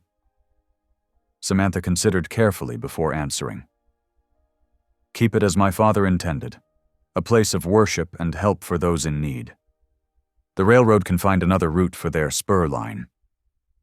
Henry nodded approval. "A good answer. The land remembers its promises, even when people forget." After the meal, Henry helped her wrap the precious documents in oiled cloth, protecting them from any weather they might encounter. The afternoon sun had begun to break through the clouds as they made final preparations to leave. Samantha made one last stop at the agency office. "I'm heading back to Silver Cross," she told the clerk. "Happy to carry any letters that need delivering." Several staff members quickly produced letters and small packages, grateful for the opportunity to send mail. Samantha stored everything carefully in her bags, then retired to the guest barracks for what proved to be her first unbroken night's sleep since leaving Archer's cabin. The next morning dawned clear and cold. Henry was already at the stable when Samantha arrived, checking the mule's harness with practiced hands. They lashed snowshoes to the side of the sleigh, a wise precaution given the drifts they'd likely encounter. "Ready?" Henry asked, helping Samantha up onto the seat. She gathered the reins and nodded, her determination renewed by the proof secured in her pocket and the steady presence of her new ally. The mule's hooves crunched in the snow as they turned toward Silver Cross, the rising sun at their backs painting the world in shades of hope. The packed snow of previous travelers made the return journey swifter than their outbound trek. Samantha held the reins with growing confidence, while Henry sat beside her, a steady presence against the winter chill. The mule's hooves found sure footing on the hardened trail, and the sleigh runners glided smoothly over well-worn tracks. Late afternoon sun painted long shadows across the snow when they spotted the familiar fence line of the Whitlow Ranch. Smoke curled invitingly from the chimney, and the smell of fresh-baked bread drifted on the crisp air. "We should stop briefly," Henry suggested. "Thank them for their earlier kindness." Samantha nodded, already reaching for the small loaf she'd acquired at the agency cookhouse. They drew up to the ranch house, and Mrs. Whitlow appeared on the porch, wiping flour-dusted hands on her apron. "Well, if it ain't the singing lady," she called out warmly. "Made it to where you were heading, did you?" "Yes, ma'am," Samantha replied, climbing down from the sleigh. "Brought you this, with my thanks for the shelter." She offered the bread, wrapped carefully in clean cloth. Mrs. Whitlow's weathered face creased in a smile. "Ain't that thoughtful? Come in for a spell. Kettle's hot." But Samantha shook her head regretfully. "We need to press on. There's a man in trouble waiting on these papers we're carrying." The rancher's wife nodded, understanding. "Then take this for your journey." She disappeared inside and returned with a small jar of preserved peaches. "Made from our own trees last summer." They exchanged their gifts, and Samantha caught a glimpse of the colicky baby, now sleeping peacefully in a kitchen cradle. With final waves, they set off again, the sun sinking toward the western peaks. Stars began to prick through the darkening sky, their light reflecting off the snow until the whole world seemed to shimmer. Henry pointed out the constellations, sharing their Ute names and stories passed down through generations. The sleigh runners began to chatter more frequently against the frozen ground, the sound growing harsh and irregular. "The mule's tired," Henry observed, "and those runners need rest before they crack. There's a grove of spruce ahead, good shelter for the night." They guided the sleigh off the main trail and into a natural hollow sheltered by towering spruce trees. Their branches had kept the ground relatively clear of snow, and fallen needles provided a soft carpet. Henry unhitched the mule, while Samantha gathered small, dry twigs for a fire. Soon they had a modest blaze going, just enough to heat coffee in Henry's battered tin pot. The warm drink helped chase away the night's chill as they settled on their blankets, backs against fallen logs. "Tell me more about Archer," Samantha said softly, cradling her cup. "You've known him longer than I have." Henry stirred the fire thoughtfully before speaking. "He is a man who carries pain quietly, but never lets it stop him from doing what is right. That day he saved my brother. The river was wild with spring melt, full of ice and debris. Everyone else said it was too dangerous, that we should wait for the waters to calm. But Archer knew waiting meant death." He paused, remembering. "He tied a rope around his waist, handed me the other end, and waded in. Never hesitated, never boasted afterward. Just did what needed doing." Samantha thought of Archer finding her in the snow, carrying her to safety, watching over her recovery. The same quiet strength, the same unflinching acceptance of duty. She blinked back tears, worried for him in that jail cell. They took turns keeping watch through the night, though the only visitors were curious deer and a lone owl. At the first hint of pink in the eastern sky, they broke camp efficiently, leaving no trace of their presence except compressed needles where they had slept. The final leg of their journey passed quickly. Samantha's heart began to race when the Silver Cross water tower appeared on the horizon, its dark silhouette stark against the morning sky. By mid-morning, they were clattering down the town's main street, drawing curious stares from early risers. "The marshal's office first," Henry said firmly when Samantha's gaze strayed toward the jail. They tied the mule at the hitching post, and Samantha gathered the precious oilskin packet containing their proof. Marshal Cawley looked up from his desk as they entered, his expression guarded but not unfriendly. "Marshal," Samantha began, her voice stronger than she felt, "I have evidence about the church land and my father's wishes." She laid out the agency copy of the deed and Henry's sworn affidavit, her hands steady now that the moment had come. Cawley studied the documents carefully, paying special attention to the official seals and dates. He was halfway through reading Henry's statement when the door burst open. Elias Kincannon stormed in, his fur-collared coat dusted with snow and his face flushed with anger. "What's this about reservation meddling?" he demanded, glaring at Henry. "These tribal matters have no bearing on railroad business." Henry stood calmly, his dignity a sharp contrast to Kincannon's bluster. "Federal law protects recorded charitable deeds," he stated, his voice clear and measured. The duplicate filing was made on July 15, 1879, witnessed by Agent Russell and recorded in Ledger 23, page 142. The official seal and notarized statements confirm its authenticity. Marshal Cawley's eyes narrowed as he looked from the documents to Kincannon's reddening face. "Seems pretty clear to me," he said slowly. "The land was deeded for church use and public charity, with Miss Wilcox named as rightful heir and trustee." He stood, taking a ring of keys from his desk. "Think it's time we had a talk with Archer Hark." They walked the short distance to the jail, Kincannon following and muttering under his breath about progress and development. The marshal unlocked the heavy door and strode to Archer's cell. Samantha's heart clenched at the sight of him. His beard was smoke-stained, his clothes still carried the acrid smell of the fire, but his eyes were clear and steady as he watched them approach. The key turned in the lock with a decisive click, and the cell door swung open.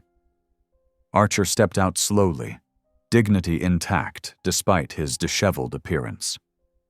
Samantha moved forward, and he gathered her into his arms, holding her close for a long moment. When they separated, he turned to Henry and gave a single deep nod of gratitude that spoke volumes between the two men. "Marshal," Archer said, his voice rough from smoke and disuse, "I'd like the chance to clear my name properly. The town deserves to know the truth about that fire." Cawley considered this, then nodded. "Reckon that's fair. I'll call a hearing at sundown in the church hall. Plenty of room there for anyone who wants to hear the evidence." He looked pointedly at Kincannon. "All the evidence." "Much obliged," Archer said quietly. He kept one arm around Samantha as they walked out into the bright winter morning, Henry following close behind. Kincannon stood seething in the doorway of the marshal's office, watching them go. His carefully laid plans were unraveling, but the set of his jaw suggested he wasn't done fighting yet. The railroad's influence ran deep in Silver Cross, and sundown was still hours away. But for now, Samantha thought, feeling the solid warmth of Archer beside her, they had won this round. She had kept her promise to return, had found the proof they needed, and most importantly, had gotten him out of that cell. She offered up a silent prayer of thanksgiving as they walked toward the church to speak with Pastor Lydia about the evening's hearing.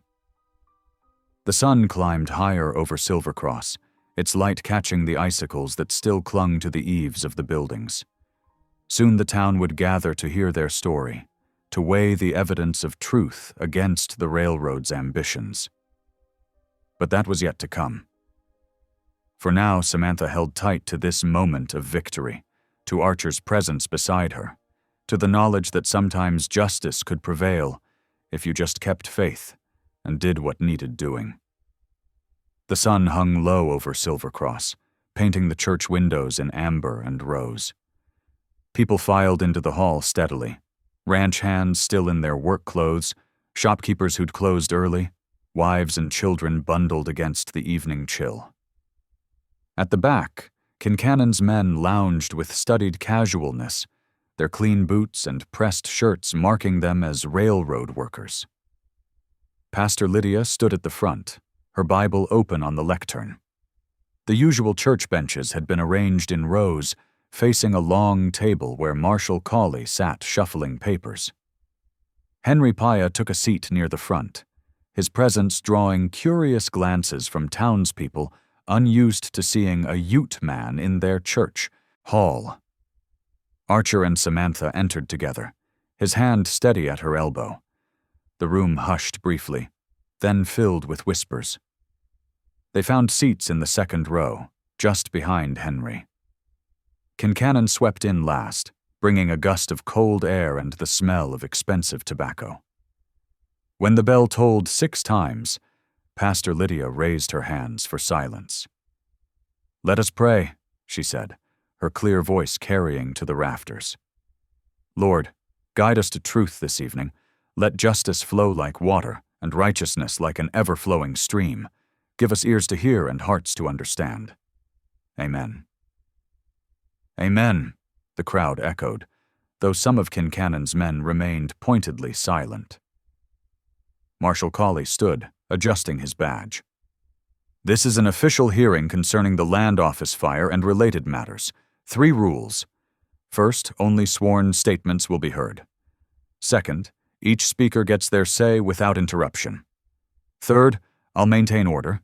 Anyone disturbing the peace can explain themselves from my jail cell." He fixed the crowd with a stern look. "We clear on that?" Heads nodded throughout the room. Cawley picked up his pencil. "Orville Blaine, step forward." The land office clerk approached, wringing his hands. After being sworn in, he spoke haltingly. I need to admit something. The vault key went missing that night because I had it out of place. Mr. Kincannon had been pressing me to open the files after hours, said it was urgent railroad business." He swallowed hard. "I told him I couldn't, but he kept offering more money, suggesting my job might depend on cooperation. I was considering it when the fire started." Murmurs rippled through the crowd. Kincannon's lawyer jumped up, but Cawley's glare sat him back down. "Henry Paya," the marshal called next. Henry approached with quiet dignity, placing a leather folder on the table. After taking the oath, he spoke with careful precision. "I serve as interpreter at the Ute Agency. During the pox outbreak of 1879, many mission churches filed duplicate papers with us for safekeeping. This is a certified copy of Reverend Wilcox's deed." He opened the folder, indicating the official seals. "Federal statute requires us to maintain these records. The law specifically protects charitable and church properties through duplicate filings." He read out dates, ledger numbers, and the exact wording of Reverend Wilcox's bequest, leaving the land to Samantha for church uses and public charity. The room grew very quiet as the weight of official documentation settled over them. "Miss Samantha Wilcox," Cawley called. Samantha rose, her hands steady though her heart raced. She described finding the notice of her father's death, her journey to Silver Cross, the initial filing verification, and the fire that destroyed the original deed. Her voice grew stronger as she detailed her ride to the agency through winter storms, the search through records, and Henry's help in securing proof. Archer spoke next, his deep voice carrying easily through the hall. "I arrived in Silver Cross with Miss Wilcox 4 days ago. We went first to the church, then the land office for proper filing. That night, I was at the boarding house when the fire alarm sounded. I joined the bucket line but was shoved from behind. When the lantern broke near me, someone shouted that I'd started the fire. He looked steadily at Kincannon. I've been a mountain man for 20 years. If I meant to burn something, I wouldn't use a clumsy lantern that could be traced back to me. Several old-timers nodded at this practical point. Kincannon's lawyer, Mr. Whitfield, stood importantly. I have questions about the character of this so-called heir. He pulled out a paper. We have reports suggesting improper behavior. If you mean my testimony, came a firm voice from the back. I'll speak for myself. The crowd parted as Martha Whitlow, the ranch matron, walked forward. She smoothed her apron and faced the room. Miss Wilcox stayed at my ranch during her journey. She paid fare, helped with chores, and sang my colicky baby to sleep. I wrote her a letter of reference because I saw her true character. She fixed Whitfield with a stern look. And I'll thank you not to twist my words for railroad profits. Pastor Lydia stepped forward next. I've housed Miss Wilcox in our church, shared meals with her, and observed her conduct. She has shown nothing but grace under pressure and dedication to preserving her father's charitable works. These attempts to malign her reveal more about the accusers than the accused. The room hummed with conversation. Marshal Cawley let it continue for a moment, then rapped his knuckles on the table. Having heard sworn testimony and examined documents, I find cause to suspect both arson and attempted forgery in this matter. He held up the agency copy. I'm wiring the district office tonight and the Denver land receiver tomorrow morning for verification of these records. Meanwhile, this copy goes in my office safe under federal protection. He turned to Archer. Mr. Hark, you're released on your own recognizance pending further investigation. Mr. Kincannon, I suggest you stay in town until we hear from Denver. Kincannon's face darkened, but he said nothing as Cawley gathered the papers and stood. Hearing's adjourned.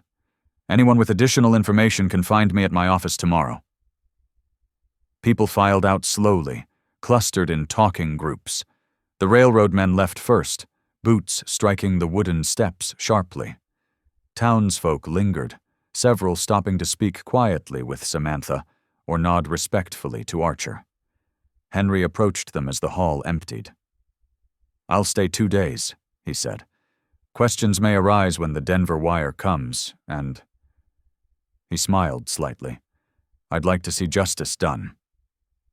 We're grateful, Archer said simply, clasping his hand. Outside, the air was sharp with the smell of creosote from the railroad ties and the clean scent of coming snow.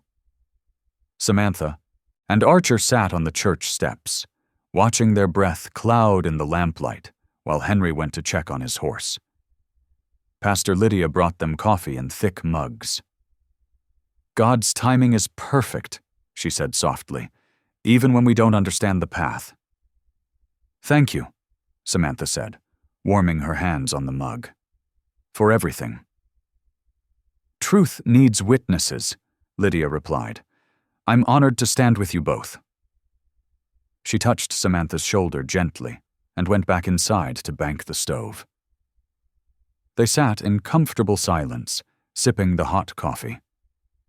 The town settled around them, lamplights coming on in windows, smoke rising from chimneys, the distant whistle of the evening train.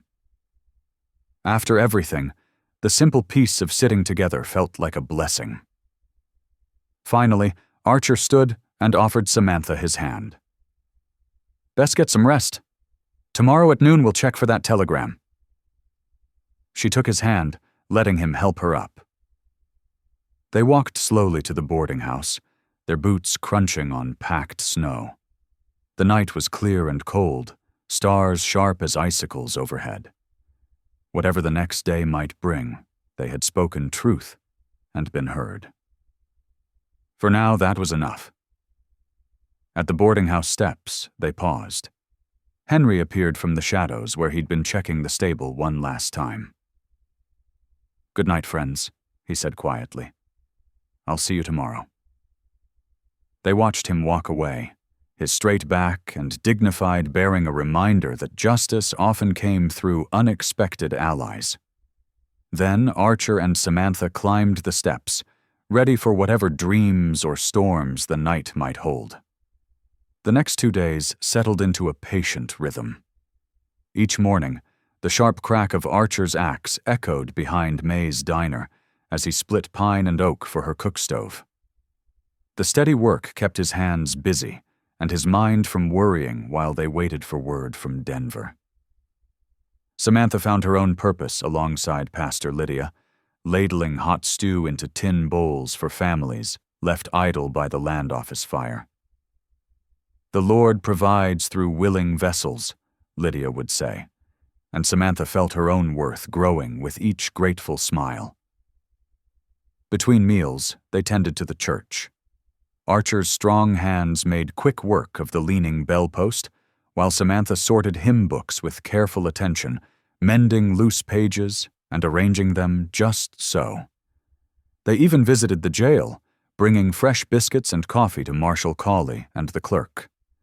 The clerk's shame was evident in his downcast eyes, but their kindness offered him a path to make things right. At noon on the 3rd day, the telegraph clicked out hope. "Deed recognized, stop provisional restoration granted, stop investigator en route, stop." The second wire named the railroad company under formal review for interference. Marshal Cawley allowed himself a small smile as he handed over the messages. That evening, May's diner overflowed with townspeople.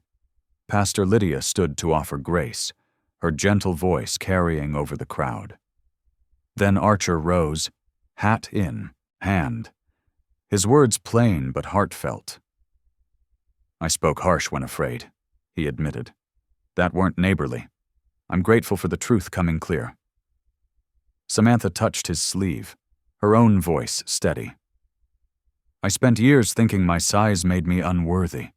Now I see God measures different than men do." Later, walking her to the boarding house porch under a sky bright with stars, Archer cleared his throat. "When all this settles," he said quietly, "what would you want?" Samantha looked up at him, her heart full and certain.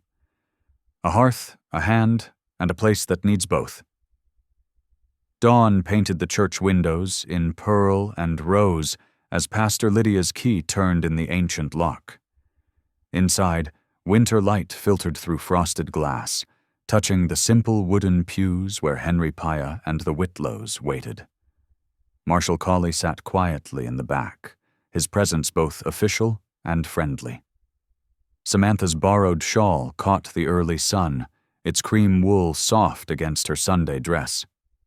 Archer stood tall beside her, his coat brushed clean, wearing a fresh shirt that carried the sharp, honest scent of lye soap.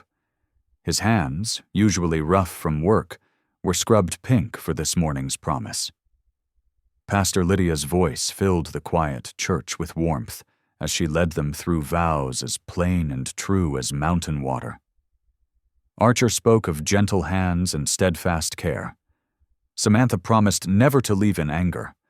Together they pledged to keep their door open to strangers in need, remembering their own first meeting in winter's teeth. After the ceremony, they gathered in the vestry where steam arose from cups of hot cocoa. Archer counted out coins earned from fixing the church's bellpost, trading them for flour and seed at the mercantile. He chose a second quilt, too, thick enough for mountain nights. Pastor Lydia presented them with a family Bible, its leather cover gleaming. Between its pages lay the precious deed copy, protected and blessed. Through the church window, they could see Kincannon's men lounging by the depot, but the news of an arriving investigator kept them to sullen watching. At the marshal's office, Archer and Samantha signed carefully for their sealed affidavit, insurance against any questions on the trail home. Cawley wished them well with a firm handshake. Just past noon, they hitched Clover to the waiting sleigh. The mule's breath clouded in the winter air as they loaded their supplies, flour and seed speaking of spring planting, the new quilt promising warm nights ahead. They set out upriver, planning to reach the line shack by nightfall and, God willing, make their final climb to the cabin tomorrow.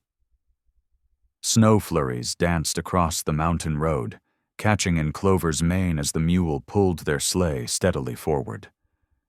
Samantha tucked the blanket closer around their legs while Archer kept watch on the narrowing path ahead.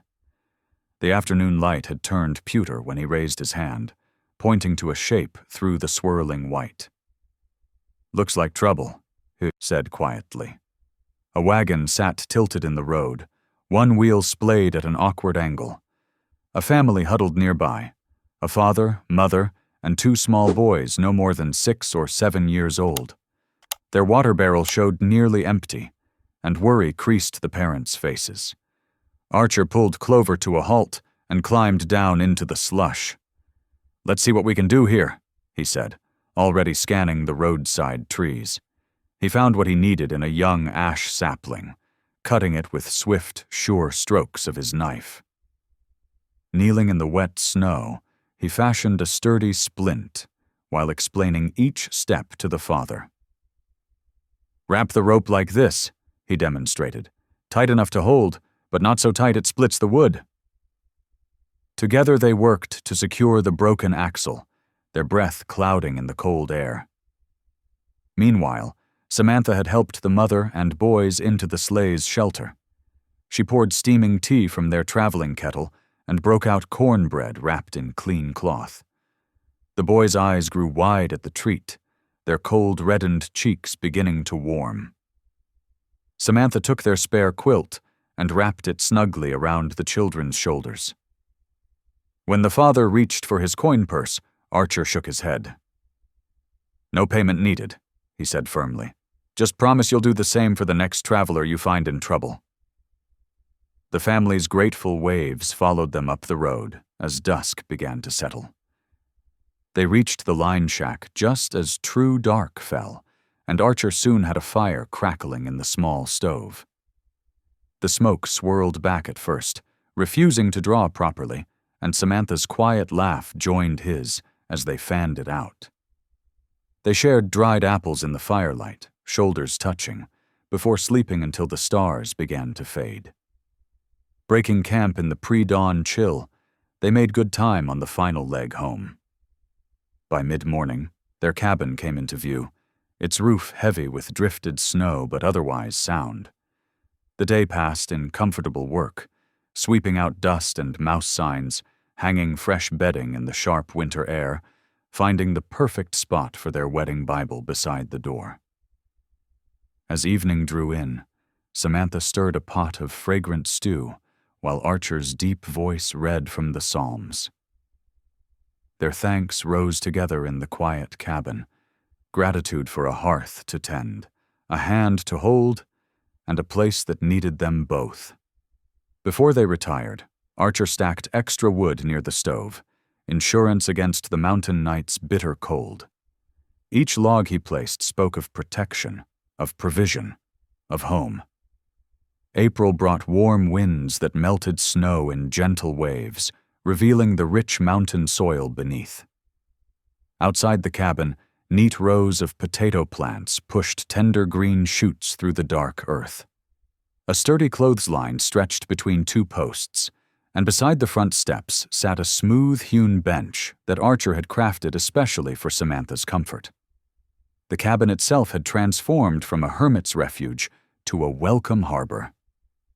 A tin cup hung by the spring, polished, bright from frequent use by passing travelers who knew they would find the door unlocked and hospitality waiting inside. The pine walls seemed to glow warmer now, as if absorbing the kindness shared within. One evening, as shadows lengthened across the yard, hoofbeats announced a mail rider. He handed over a thick envelope bearing an official seal. Inside, Investigator Nolan's careful handwriting brought news they had been waiting for. Elias Kincannon stood indicted for conspiracy in the land office fire. The clerk, having admitted his role under pressure, received only a fine for his cooperation with authorities. Most importantly, the church parcel was now recorded in Denver as Samantha's stewardship in perpetuity, a legacy of service made permanent. Just days after the letter arrived, they hosted a simple supper that filled the cabin with familiar voices. Henry Paya stopped by on his way to the agency, bringing news from the tribes and sharing tales of spring hunting. Pastor Lydia arrived in her small wagon, her quiet strength and wise counsel as welcome as the loaves she carried. Stories flowed around the table like warm bread passed hand to hand. Archer spoke of his trapping days, while Henry recalled the flood rescue that had first bound their friendship. Lydia shared updates from Silver Cross, where healing had begun to replace old suspicions. The evening's peace was interrupted by a hesitant knock. There in the doorway stood the former clerk, his hat crushed between nervous fingers. His eyes stayed fixed on his boots as he asked forgiveness and begged honest work-pounding fence posts, anything to make amends. Archer turned to Samantha, reading her face in the lamplight. She met his gaze and nodded, then rose to fetch another bowl. "Supper first," she said simply. "Then we can talk about work tomorrow." The clerk's shoulders straightened just slightly as he took his place at the table. Henry and Lydia made room without comment, and soon the conversation resumed its easy flow, wrapping the newcomer in its gentle current. After their guests departed and the dishes were dried, Archer and Samantha stepped out into the gathering dusk. Lamplight spilled through every chink in the cabin's walls, creating a honeyed glow that pushed back the mountain darkness. Samantha leaned against Archer's solid strength, resting her head on his shoulder. He turned to kiss her then, his touch still gentle after all these months, still filled with wonder at the gift of her presence. Above them, smoke from their chimney rose straight and true into the darkening sky, a beacon visible far down the trail where, perhaps, another weary traveler spotted it and smiled, knowing they would find mercy waiting at its source. In that moment, standing close in the growing night, they understood their cabin had become more than just their home.